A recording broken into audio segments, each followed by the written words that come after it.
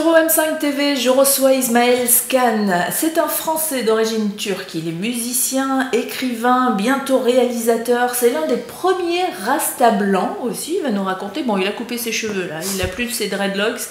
Mais bonjour Ismaël. Bonjour Léné. Alors merci d'être venu sur notre plateau. Merci à toi.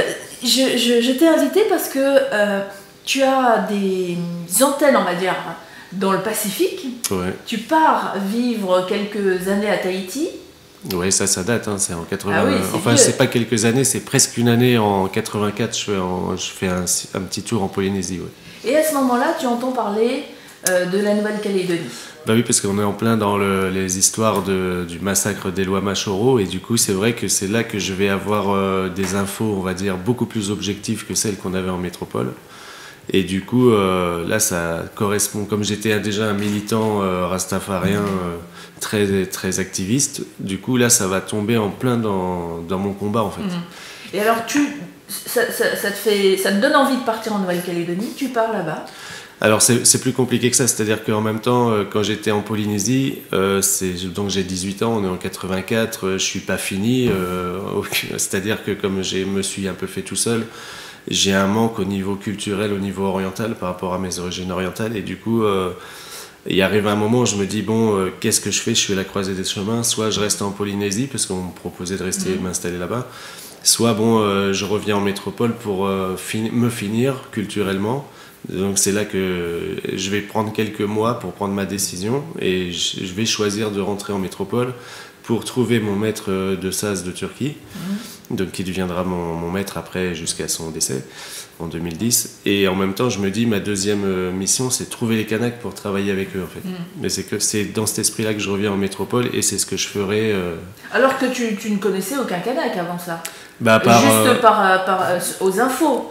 Oui, puis moi j'en ai croisé quelques-uns en Polynésie, ouais. Vite fait comme ça dans des soirées, et puis oui, voilà, c'est après je vais décider vraiment d'aller les trouver, quoi. Et puis moi je voulais combattre, en fait moi je voulais combattre, c'est-à-dire au début j'étais très frustré quand je suis rentré au FLNKS Paris, parce que je pensais qu'on va me donner un fusil.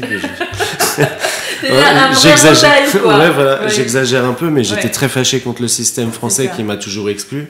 Et du coup, mais bon, j'ai vu que bon, ok, c'est pacifique, on va faire des manifestations, tout ça. Bon, bah, je participais, mais c'est vrai que pour dire la vérité, au début, moi, je voulais partir dans la bagarre, quoi. Ouais. Et je tiens à dire ça parce que, je veux dire, on parle beaucoup de djihad et tout ça en ce moment. Je tiens à rappeler que djihad, c'est la guerre qu'on doit faire à soi-même pour s'améliorer. C'est ça le vrai terme. Et ce que je veux dire, je comprends tout à fait la violence que des gens peuvent ressentir. Et qui engendre le terrorisme, parce que l'exclusion, c'est aussi une forme de terrorisme. Tout à fait. Et donc, ça peut mettre en colère. Ouais. Et j'ai été très en colère. C'est un cheminement. Aujourd'hui, tu es moins en colère, tu es en paix. Je suis plus calmé, oui, je suis plus en paix. J'ai compris les choses. Il faut raconter cette histoire néo-calédonienne aussi, parce que tu décides de devenir le parrain d'un prisonnier. Alors oui, pareil, c'est plus compliqué que ça. Donc, je travaille avec le FLNKS Paris.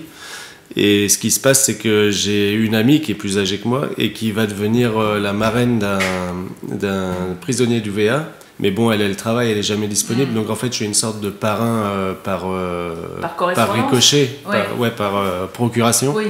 Et donc je vais être le parrain d'un garçon qui s'appelle Fautolo, et que je vais emmener partout avec moi dans la petite communauté Rasta de Paris et tout ça. Je vais rester avec lui pendant plusieurs semaines avant qu'il soit rapatrié au pays. Et du coup, d'ailleurs, pour la petite histoire, la boucle est bouclée, c'est le reggae parisien. Tout démarre du 226 Studio, qui est en fait, c'est le 226 rue de Vaugirard, qui est un squat que j'ai donné à mon meilleur ami d'enfance, qui lui est le réalisateur de tous les disques de Daddy Naughty. Et donc tout a démarré dans le reggae français, entre guillemets, reggae parisien, au 226 rue de Vaugirard, parce que c'est le squat que j'ai donné à Tip Top de Stantol, pour ceux qui connaissent. Et toute la diaspora, Féfé Typical, Tonton David, tout ça, ils sont tous passés par le 226. D'accord. Et donc le premier qui a enregistré au 226 rue de Vaugirard, c'est ce garçon d'UVA, Justin Fautolo, puisqu'on a fait un morceau en Faga UVA à cette époque au 226 rue de Vaugirard, qui venait d'émerger. Et tu pars après? Ah oui, ben après...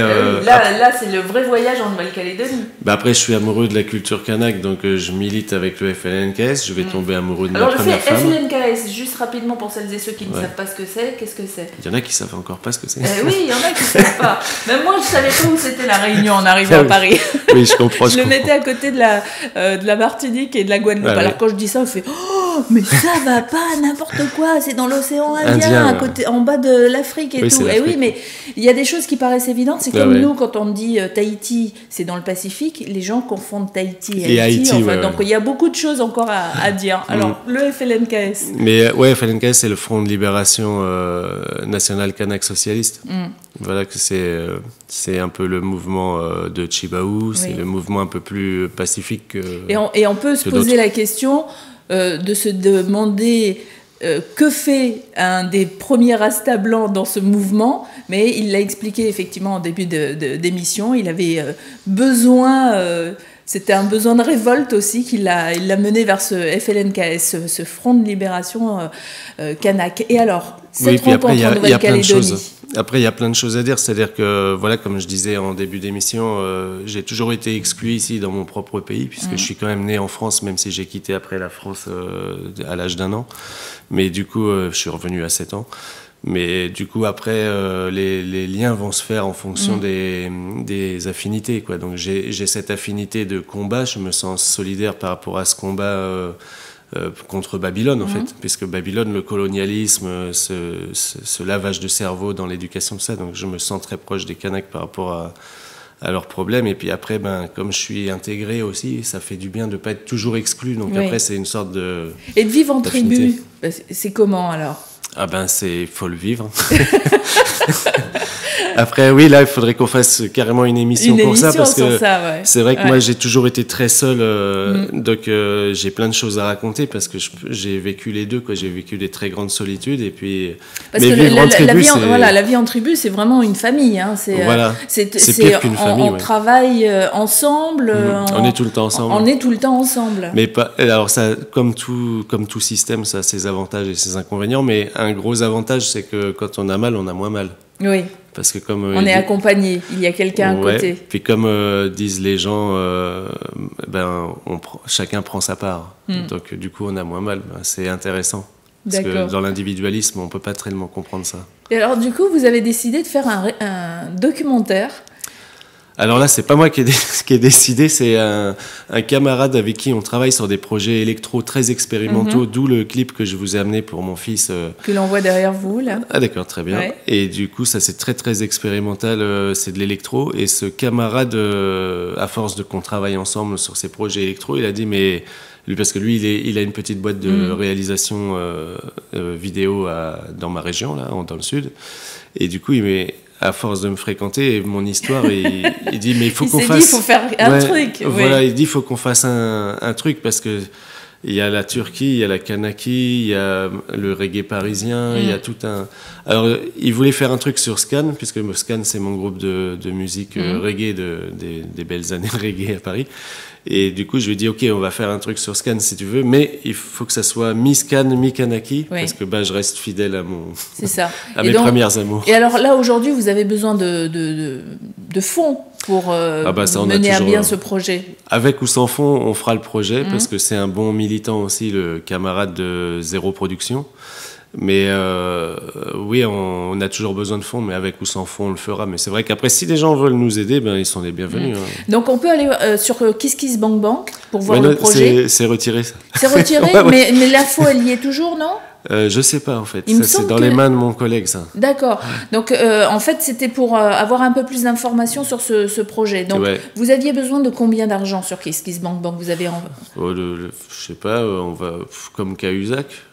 Plus on en aura, mieux ça va. Voilà. C'est-à-dire qu'il n'y a pas de limite. Donnez si vous avez envie de voir réaliser ce documentaire, et même s'ils n'ont pas d'argent, ils le feront quand même. Ouais. Non, blague à part, c'est que si on avait vraiment les moyens, on irait en Calédonie, parce que moi, ça fait quand même 12 ans que je suis pas retourné, que je suis pas rentré chez moi. C'est un grand voyage, en fait. et les voyages coûtent cher pour aller dans le Pacifique. Ouais, puis après, plus c'est long, il y a plein de protocoles à effectuer pour pas revenir comme ça en 10 jours, quoi. Donc oui, dans l'idéal, on voulait retourner là-bas Bien sûr. Et puis faire vraiment des images pour réactualiser, parce que moi j'ai que des images, les images les plus récentes que j'ai, elles datent des années mi-2000 quoi.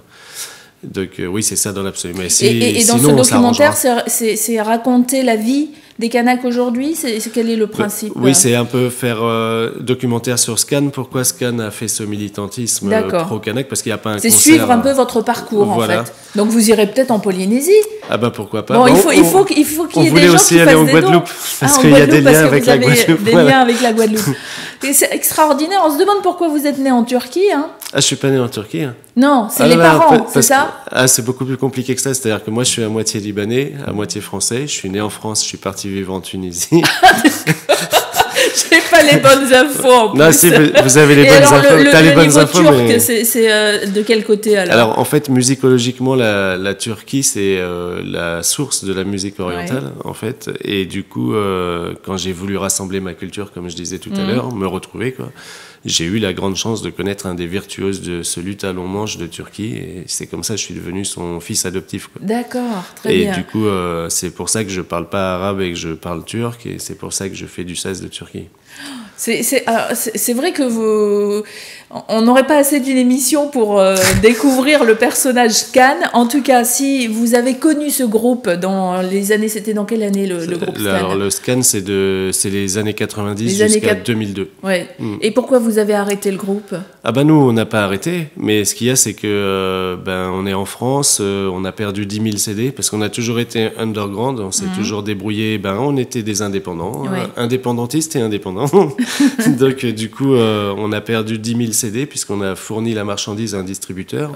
C'est les mauvaises années, c'est les années de la soi-disant crise du CD, et du coup, le distributeur a fait faillite. Et comme on est en France, l'URSSAF s'en fiche complètement d'où vient la marchandise. On a gagné le jugement au tribunal du commerce, mais on n'a jamais récupéré nos marchandises. Ah ouais, donc vous avez été mis en faillite. Bah oui, on a perdu 50 000 € et c'était notre fonds de roulement pour continuer le groupe. D'accord. Et voilà, c'est les aléas de l'indépendance, c'est qu'il faut une trésorerie. Et donc, est-ce que Scan, on peut imaginer une résurrection de Scan dans les années à venir? Dès qu'un producteur veut... Les musiciens sont toujours là, ils attendent, ils sont prêts au garde à vous, ils attendent que ça. Et parce que vraiment, on a des très très bons souvenirs, et c'est pour ça que le collègue veut faire le documentaire, parce qu'on a des anecdotes incroyables, parce que c'était tout en underground. Moi, j'ai pas été déclaré de toute ma vie, j'avais même pas la sécu. Donc, on était vraiment des rebelles indépendantistes, on a tout fait en underground, et donc, si un jour quelqu'un veut miser sur Scan, Scan est prêt à redémarrer comme ça. Eh ben, vous avez entendu, vous êtes musicien, vous adorez la musique, et si vous aimez en plus le reggae, parce que Scan c'est plutôt le style reggae, c'est mélangé, il y a un petit peu de tout, mais c'est quand même le style reggae qui l'emporte. Mais reggae à l'ancienne, parce que je me méfie, les gens ils ont des idées sur le reggae aujourd'hui, c'est pas le reggae que je revendique, celui des années 70-80 que j'ai connu. Mais oui, voilà, la source c'est ça, c'est le reggae dans le sens jazz jamaïcain. D'accord, jazz jamaïcain. Donc si vous êtes un mécène et que vous avez envie d'aider ce groupe à repartir de plus belle, et puis ça les aidera également à réaliser leur documentaire, n'hésitez pas. Nous, on vous donnera bien sûr les liens pour joindre Ismaël. Il y a une page Facebook, il y a également un site web, on vous donnera tout ça. Donc n'hésitez pas à nous contacter si vous en avez besoin. Un dernier mot, Scan, avant de se quitter? Eh ben, bonne continuation à OM5 TV. Merci beaucoup pour l'invitation. C'est gentil ça, merci. Bah oui. Je souhaite bon vent à ce groupe qui, j'espère, effectivement, va revenir sur le devant de la scène, et puis à ce documentaire qui est en train de se réaliser, en tout cas, sur votre vie, sur votre parcours. Merci beaucoup, Ismaël. Merci, puis la paix sur vous, sur les auditeurs, et puis prenez bien soin de vous surtout.